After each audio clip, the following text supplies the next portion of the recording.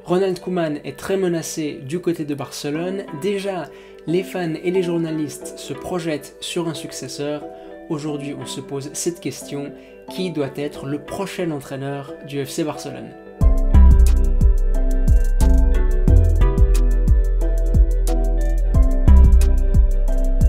Hey, j'espère que vous allez bien et j'espère que votre équipe préférée va bien. Pour une fois sur la chaîne aujourd'hui, j'avais envie de faire un peu de football fiction, d'avoir ce genre de réflexions qui sont pas si sérieuses que ça, mais qui sont toujours amusantes, où on se projette dans le futur, et même si parfois on est complètement éloigné de la réalité, même si les dirigeants, eux, ont des considérations complètement différentes, c'est assez amusant et c'est toujours l'occasion d'avoir un bon débat dans les commentaires. Ça fait longtemps que j'ai pas parlé du Barça sur la chaîne, j'ai l'impression, c'est un club dont on parle pour le coup énormément, le successeur de Ronald Koeman, on va en parler aujourd'hui, du coup. Alors, c'est pas une situation facile, parce que déjà, Koeman, aux dernières nouvelles, il va pas être destitué avant octobre, parce qu'il y a un gros enchaînement de matchs. Actuellement, en octobre, on aura une trêve internationale. Là, pourquoi pas, il pourrait y avoir un changement, mais pour l'instant, Koeman va rester en poste, malgré les désirs de beaucoup de supporters du Barça. Et puis, une autre chose qu'il faut dire, c'est que si le Barça avait trouvé son entraîneur idéal, eh ben, ça fait déjà 3 mois qu'il serait sur le banc. Cet été, le président Laporta, cet entraîneur idéal, il ne l'a pas trouvé. Il a dû garder Ronald Koeman.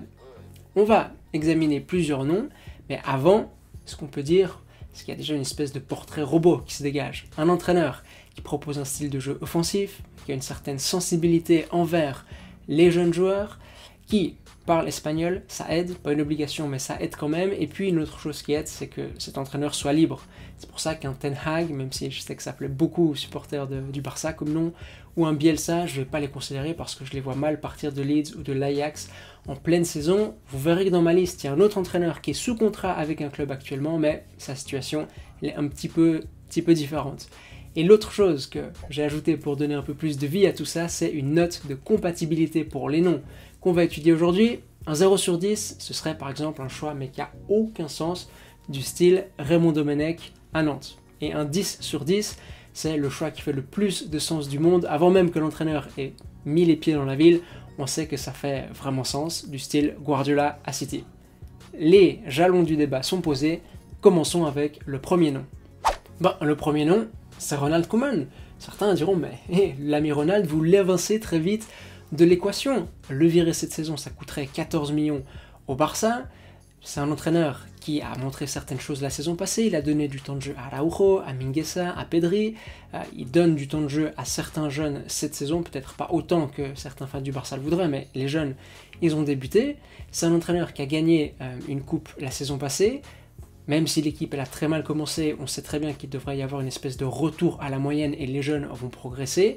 Pourquoi faire venir un entraîneur en cours de saison en septembre déjà, alors qu'on peut garder Ronald Koeman et qu'en juin prochain, on aura de vrais noms disponibles sur le marché. Ça, c'était pour les points en faveur de Ronald Koeman. Mais les points en défaveur de Ronald Koeman, c'est que pour moi, c'est un entraîneur qui est limité tactiquement, qui a fait de très bonnes choses la saison passée, et vraiment, je suis le premier à le reconnaître, et beaucoup de respect pour ce qu'il a fait. Il a, pour moi, posé les premiers ciments de ce que devait être le Barça dans le futur. Réinstaurer un jeu offensif, ça allait servir autant aux jeunes joueurs qu'au prochain entraîneur. Il avait déjà fait une partie du travail, un peu relancer la machine avec ce qu'il avait, mais pour moi, il est trop juste pour que le Barça commence un vrai cycle avec lui. C'est pas un entraîneur élite, je dirais. Et puis l'autre chose qui fait que c'est impossible de le garder, c'est qu'il est en guerre contre tout le monde. Il est en guerre contre certains médias, il est en guerre contre la direction, ça s'envoie des pics dans les médias. L'autre jour, il y a eu l'affaire du communiqué qui ensuite a été critiqué par Laporta. C'est vraiment deux personnes qui font du mieux qu'elles peuvent pour cohabiter, mais ça va pas du tout, il n'y a aucun avenir. Et ça, on aurait peut-être dû s'en rendre compte en juin, mais encore une fois, en juin, on n'avait pas de successeur idéal à Ronald Koeman. Du coup, la note que je donnerais à une continuité de Ronald Koeman, ce serait un 3 sur 10. Deuxième nom, celui-là, je sais qu'il va plaire à beaucoup de monde, Xavi Hernandez. Dans les points positifs, dans les points forts, ça doit arriver un jour ou l'autre. Xavi, c'est le projet d'une vie, c'est le projet d'une carrière que de devenir entraîneur du Barça. Ça fait un certain temps, plus de 2 ans qu'il se prépare pour ça. Je pense qu'aussi, il a beaucoup plus d'expérience et il a gagné en qualité par rapport à cette période de janvier 2020 où il avait déjà été sondé par Bartomeu. C'est sûrement devenu un meilleur entraîneur. Il a gagné des titres. C'est quelqu'un qui a un discours cohérent sur la question du style de jeu. et on l'imagine assez intransigeant sur ces questions-là. Et ça, pour moi, c'est important, parce que du côté du Camp Nou, actuellement, il y a beaucoup de débats, finalement, au contour très flou sur le jeu de position, le jeu de possession, le cruyffisme, le guardiolisme. Est-ce que Cruyff approuverait le jeu de Ronald Koeman? Est-ce que Koeman est cruyffiste? Certains disent, mais regardez, le rendu qu'on a sous les yeux, c'est pas du tout cruyffiste. Là où d'autres disent, vous allez vraiment apprendre à une personne qui a été entraînée au Barça des années par Cruyff, ce que c'est que le cruyffisme. Et ces débats-là, ils peuvent avoir tendance à être stériles, et pour moi, la façon de les régler, c'est faire venir un entraîneur qui a un plan de jeu très clair, et quand on va voir jouer son équipe, on va se dire, ah oui, ça c'est l'ADN Barça.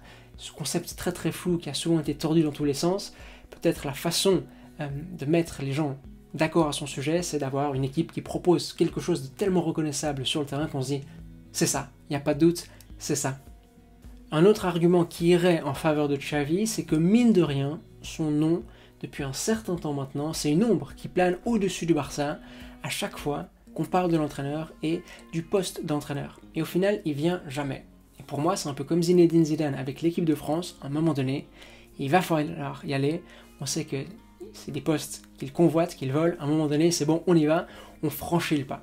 Troisième argument, au niveau social, au niveau des fans, ça ferait clairement plaisir aux fans du Barça, et pour ça, je vous renvoie à ma vidéo que j'avais fait ce printemps sur pourquoi les clubs choisissent de plus en plus d'anciennes légendes comme entraîneurs.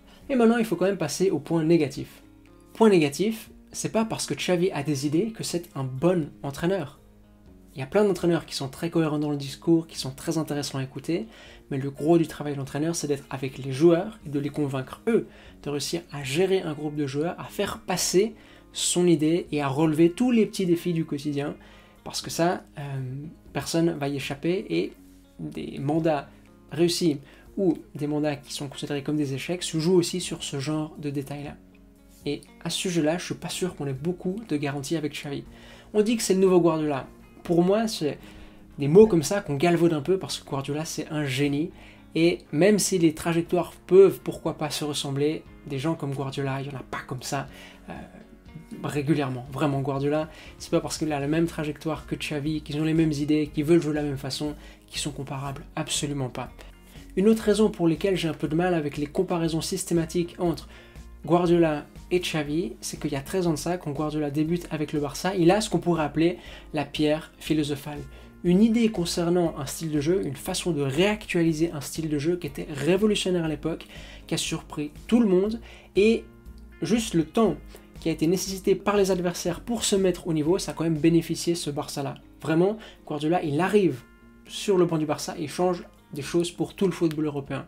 Et cette façon de faire, aujourd'hui, on la connaît.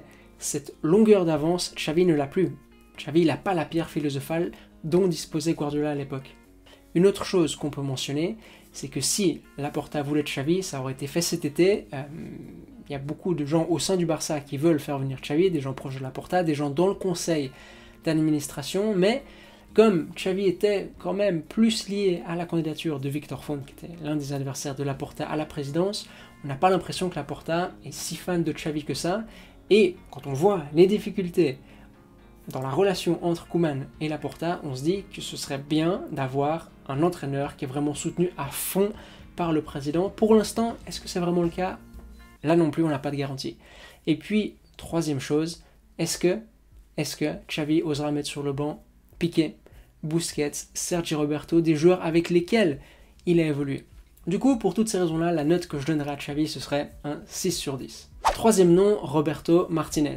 C'est un nom qui est beaucoup revenu ces temps dans la presse espagnole, même s'il a un contrat avec la Belgique, mais on imagine que c'est peut-être plus facile de partir d'une sélection que d'un club en pleine saison.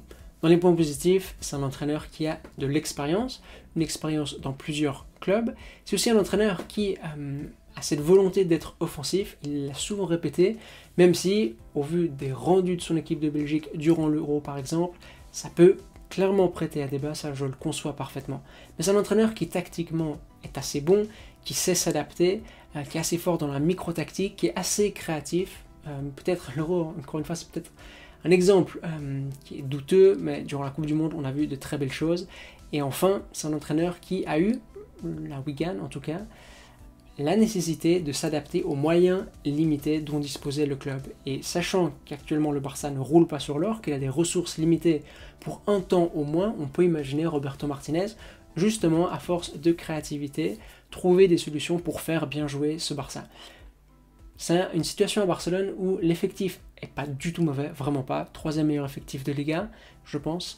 Mais c'est pas l'effectif du siècle et on a besoin d'un entraîneur qui compense le fait que l'effectif a pas mal de lacunes. Il faut un entraîneur fort tactiquement et Roberto Martinez tactiquement, il va faire pas mal de choses intéressantes. Bien évidemment, il y a pas mal de points négatifs aussi. Dans les points négatifs, moi personnellement j'aurais des réticences vis-à-vis de son style de jeu parce que je pense que c'est un entraîneur qui s'adapte très bien aux rivaux, à son effectif, mais c'est pas un entraîneur qui a une approche totalisante en disant quels que soient mes joueurs, mon idée de jeu c'est ça. Et précisément un entraîneur qui a une vision vraiment très très définie de laquelle il ne risque pas de s'écarter, c'est peut-être ce qu'il faut actuellement au Barça pour renouer avec ce fameux style de jeu, avec ce fameux ADN qui encore une fois est assez indéfini. Et ça je pense que ça ne joue pas forcément en faveur de Roberto Martinez. De même, c'est un entraîneur qui est très respecté en Espagne, ça c'est vrai, il n'y a pas de doute là-dessus, vraiment il est très respecté, mais c'est pas un entraîneur qui est spécialement admiré dans le sens où il n'a pas une carrière à tomber par terre. Il a une meilleure carrière que, je pense, le 95% des entraîneurs de la planète, mais c'est peut-être pas la carrière qui fait rêver les fans du Barça qui se cherchent un entraîneur. Et ça, pour moi, ça peut être un frein. Pour ça, je donne la note de 5 sur 10. 4e nom, Antonio Conte. Et là, je sais ce que vous allez vous dire, Conte au Barça, mais jamais de la vie. Attendez. L'un des tout meilleurs entraîneurs du monde, qui pourrait aller dans l'un des plus grands clubs du monde, on va peut-être pas balayer ça tout de suite, parce qu'il y a des arguments en faveur, comme le fait que Conte, c'est un entraîneur qui a des résultats rapidement, qui a besoin d'assez peu de temps pour que son équipe lui ressemble. C'est un entraîneur qui va pas hésiter à mettre tout le monde au pas, et ça, quand on pense à certains cadres, ça peut être bénéficiaire. Conte, c'est un entraîneur qui prône une méritocratie, même si ce mot est très surcoté, mais on sait que ça va fonctionner avec lui, qu'il n'y a pas de privilège dans le vestiaire. Et puis, un autre argument, c'est le fait que, je vous le disais avant, cet effectif a besoin d'un entraîneur de grande qualité pour compenser ses lacunes. Et ça, c'est un peu le résumé de la carrière d'Antonio Conte, d'aller dans des équipes qui n'étaient pas toujours très bien en point, mais en tant qu'entraîneur, il donnait tellement de solutions à ses joueurs, l'équipe, elle était tellement bien travaillée, que même si l'effectif ne faisait pas partie des meilleurs du monde, ou dans certains cas, pas des tout meilleurs du championnat, ça le faisait complètement. Et puis dernier argument, mais ça il peut être un peu polémique, je le conçois, mais c'est que Guardiola dit que Conte fait du jeu de position. Alors j'imagine très bien qu'au Camp Nou, le jeu de position de Conte, on va pas forcément l'apprécier parce que c'est un jeu de position, Guardiola le dit dans un livre, c'est plus sur les premiers mètres, la façon dont les espaces sont répartis, la façon dont ils font voyager le ballon, dont ils attirent l'adversaire. Mais c'est un entraîneur qui a fait bien jouer ses équipes, qui peut avoir des difficultés lorsque les équipes se regroupent dans leur tiers du terrain, mais par exemple les sorties de balles de Conte au Camp Nou, ce serait exceptionnel. Les points négatifs maintenant, et malheureusement ils pèsent très très lourd dans la balance, c'est que c'est pas un entraîneur sur lequel on peut compter à long terme parce qu'on sait que ça peut clasher à tout moment avec les dirigeants, et le Barça a besoin d'un entraîneur capable actuellement de s'inscrire sur le long terme au vu des changements innombrables qu'il y a eu sur le banc ces dernières années. Les clashs Laporta, Conte, je les vois arriver gros comme une maison. Conte aussi, au Barça, on va pas lui faire venir les vieux joueurs qu'il aime, les Victor Moses, les Arturo Vidal, ce genre de joueurs-là.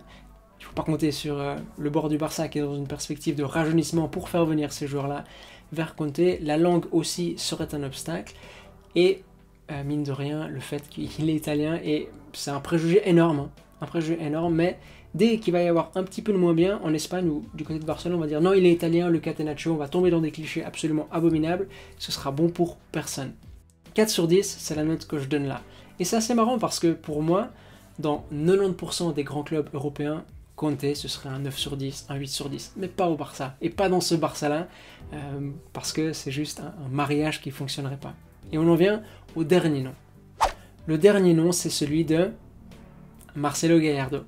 Oui, Gallardo est actuellement lié à River, il a un contrat avec River, mais ce contrat prend fin en décembre, et en janvier, si je ne dis pas de bêtises, il y aura un nouveau président qui va arriver à la tête de River, il va y avoir un changement à la présidence, et bien que tous les candidats veuillent garder Gallardo, c'est pas sûr que lui veuille s'inscrire dans un nouveau projet avec de nouveaux dirigeants, un nouvel organigramme, parce qu'il durant tout son passage à River, il a été sous les ordres d'un seul et même président avec qui, mine de rien, il est lié.